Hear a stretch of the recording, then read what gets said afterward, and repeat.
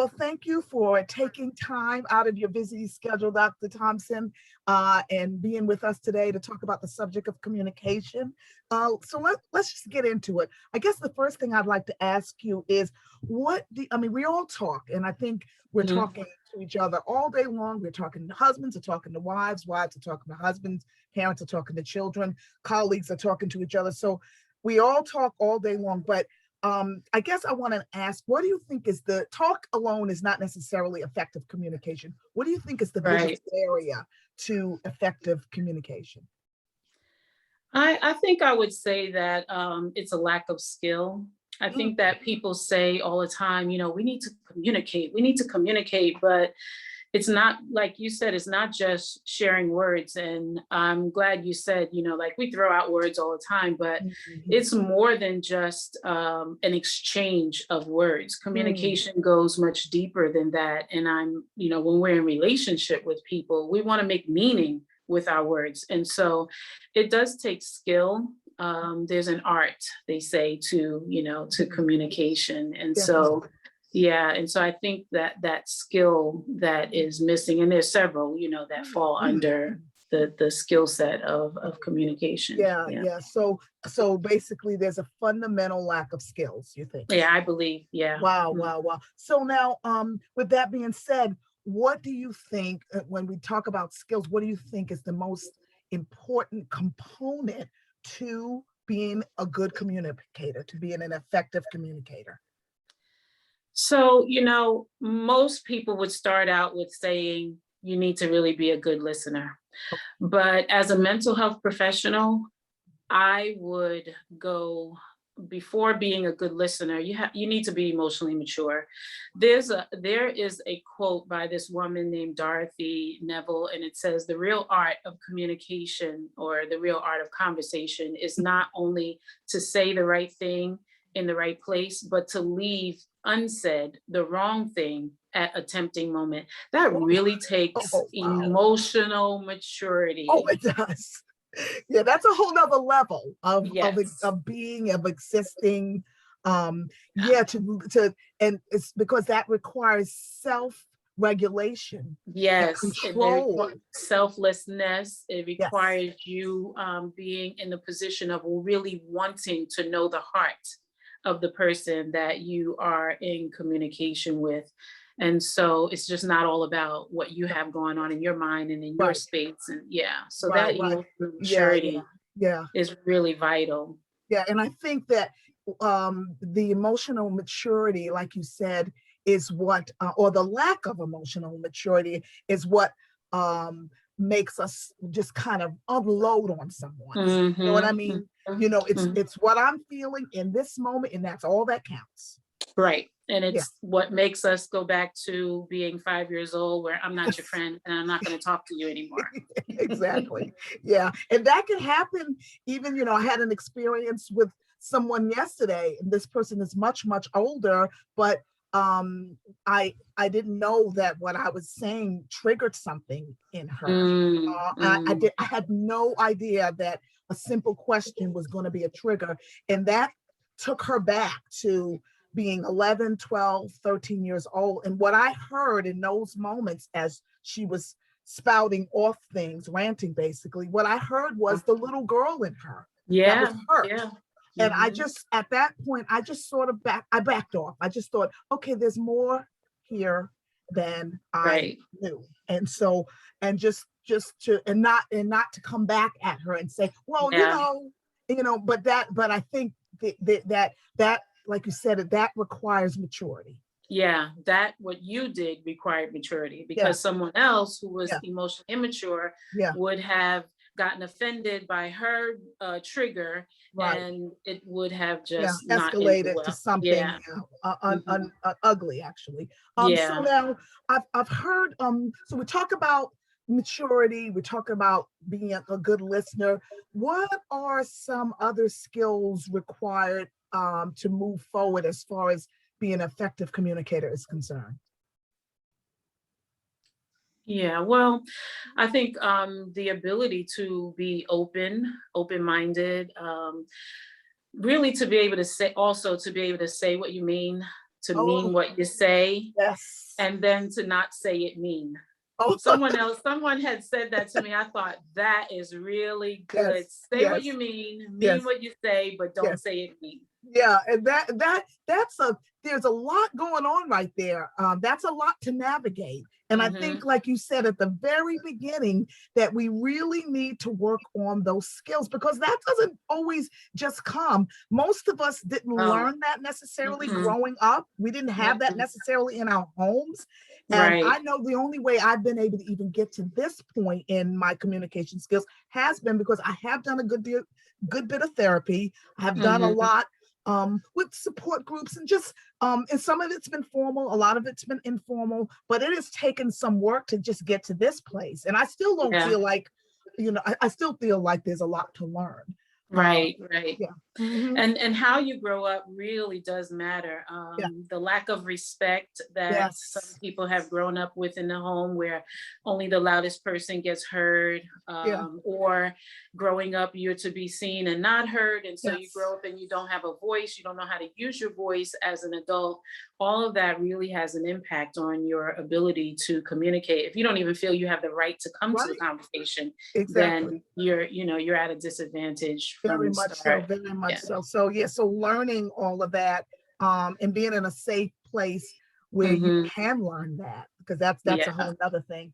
Um, Yeah. let's talk about nonverbal, and you kind of alluded to that in the sense that you talked about how we grow up and some of the things that have happened in our families of origin. But let's talk a little bit about nonverbal things like body language, Mm-hmm. facial expressions, posture. How does all that factor into good communication or bad communication? Yeah.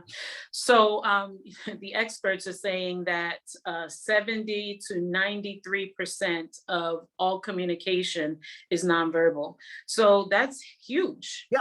So what the messages your body sends, what you do with your eyes, how you twitch your mouth, Yes. how you put your Yes. head to the side, Yeah. all of those body language, even your tone Yeah. sends a message. So where you put the emphasis on a Yes. word can Wow. change the whole meaning of a Yes. sentence. I used to do this communication workshop, and I would just use the sentence, "I didn't say your outfit looks silly."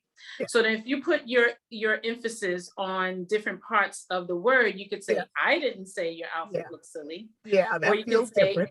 "I didn't say your outfit Right. looks silly." Yes. Or you can say, "I didn't say your outfit looks silly."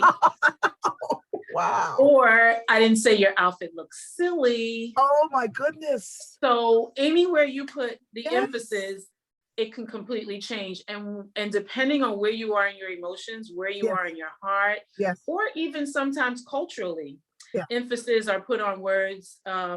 in Yeah. ways that the person that they're communicating with may not hear it the same Right. way.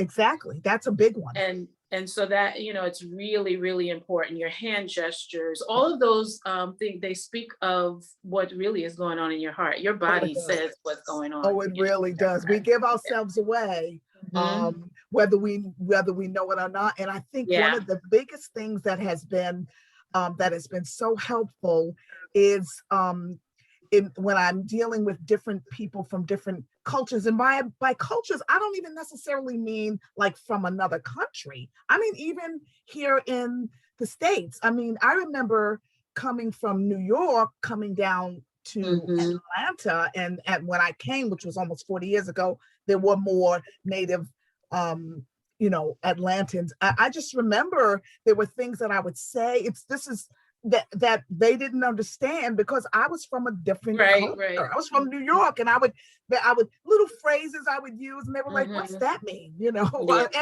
And vice versa. Things that they would say, I was like, I don't get that, but I understand it more Mhm. now. Mhm. I've been Yeah. here Yeah. almost 40 Agree. years, so you're right about that. That's a big one.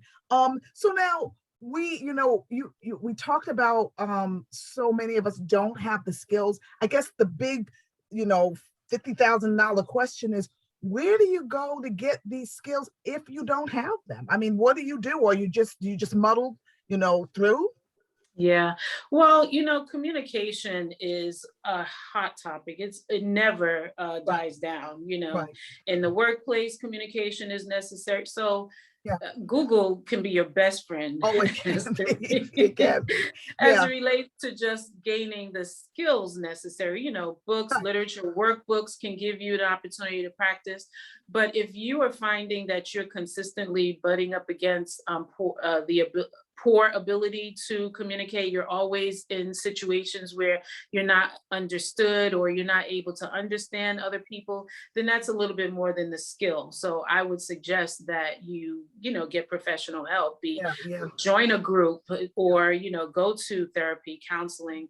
But if it's just like for the just sharpening some of the skills, then Right. Google Right. could be Yeah, the best Google's a bet. great place for just getting, well, tons and tons of information. Mhm. And but I do think that some of us need more, particularly as if your inability to communicate is affecting your primary relationships. Right. So, Yes. Mhm. spouses or significant others, your children. I think, Mhm. and I know of several situations where that's happened. You need more intensive kinds of help. Yeah. Yeah. Yeah, Yeah. and like you said, there are support, and I know some people, may not feel like they have the means to get therapy, but even as I've sought out therapy for, myself, and my younger daughter is going to be doing some stuff soon. There's a lot of resources out there. So I Yeah, want. there's a lot of groups even online. Right, There are groups that you can join that don't cost, that right, yeah, right. So I yeah. don't want that to be a barrier for people if Hmm. they feel like I'm just stuck, and I'm in trouble. There's a lot of, and it varies. There's sliding scale fees, like you said. um there's a lot of medical stuff going on now. Yeah, that's really inexpensive. Oh, Yeah, it's now. wonderful. It's Yeah. a wonderful resource, so people have Mhm. those resources to go to. Yeah, So and social service facilities, they yeah, also yeah, accept state insurance or right. the sliding scale, like you said. Yeah. Mhm. And I, for me, because I'm further along in that process. For me, being with just a good group of safe friends Hmm. allows me a place and a space to just kind of air my stuff and get feedback, and from people who I know are going to respect me and love me. And so that having good friends are invaluable. Yeah, and I think that if communication is something that you want to actively work on, then you should say that. Oh, In wow. that safe space, you can say, you know what, I'm really trying to work on my communication skills. So, you can get those friends to hold you accountable when you go left and you're not sharing, in a way that it's palatable to the other Right, person, exactly. Yes, then they yes, can, hold you accountable and say, the way yeah, you said that, yeah, it was a little off-putting.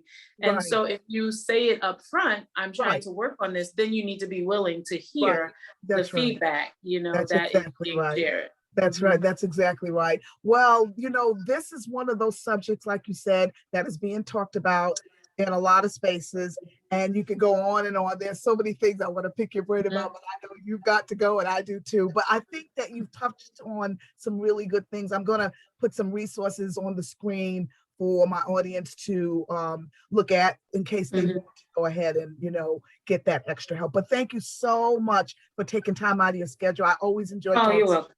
All right. Well, have a great day. Thank Bye-bye. you. You too. All Bye-bye. right. Bye-bye.